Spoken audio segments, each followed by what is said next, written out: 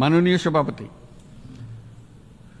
বহুমুখী সংকটে জর্জরিত বর্তমান বিশ্বে যুদ্ধ এবং সংঘাতের ফলে ব্যাপক ভিত্তিতে মানুষের অধিকার খর্ব হচ্ছে। বিশ্ববাসীর উদ্বেগ এবং নিন্দা সত্ত্বেও গাজায় গণহত্যা থামছে না।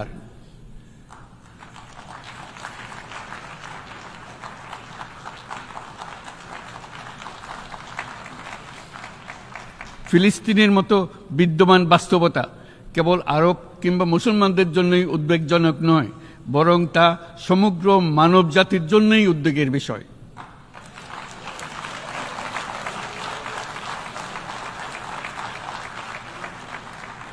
একজন মানুষ হিসেবে প্রত্যেক ফিলিস্তিনির জীবন অমূল্য।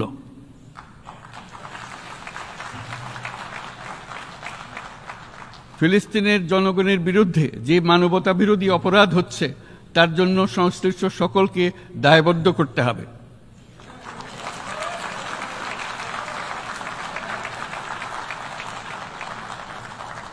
ফিলিস্তিনের জনগণের উপর চলমান নৃশংসতা, বিশেষত নারী এবং শিশুদের সাথে প্রতিনিয়ত যে নিষ্ঠুরতা বিশ্ব দেখাচ্ছে, তা থেকে নিস্তারের জন্য বাংলাদেশ অনতিবিলম্বে সম্পূর্ণ যুদ্ধবিরতির আহ্বান জানাচ্ছে।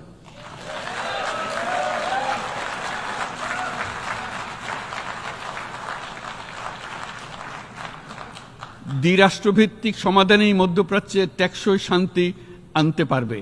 তাই জাতিসংঘ সহ আন্তর্জাতিক সম্প্রদায়ের সকলকে এর বাস্তবায়নের জন্য এখনই উদ্যোগ নিতে আহ্বান জানাচ্ছি।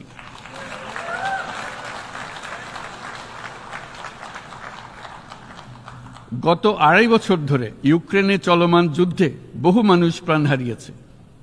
এই যুদ্ধের প্রভাব সর্বব্যাপী, এমনকি বাংলাদেশের অর্থনীতিতেও এর নেতিবাচক প্রভাব আমরা অনুভব করছি। আমরা তাই উভয় পক্ষকে সংলাপে বসে বিরোধ নিরসনের মাধ্যমে যুদ্ধের অবসান ঘটানোর আহ্বান জানাচ্ছি। মাননীয় সভাপতি, বাংলাদেশ গত ৭ বছর যাবৎ মায়ানমার হতে আগত ১২ লাখেরও বেশি রোহিঙ্গাদের মানবিক কারণে আশ্রয় দিয়ে আসছে। এর ফলে আমরা বিরাট সামাজিক, অর্থনৈতিক, পরিবেশগত ক্ষতির সম্মুখীন হচ্ছি।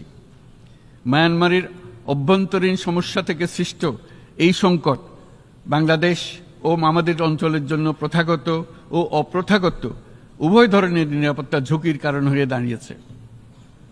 মায়ানমার থেকে বাংলাদেশে বলপূর্বক বাস্তুচ্যুত রোহিঙ্গাদের সহায়তা করতে আমরা অঙ্গীকারবদ্ধ।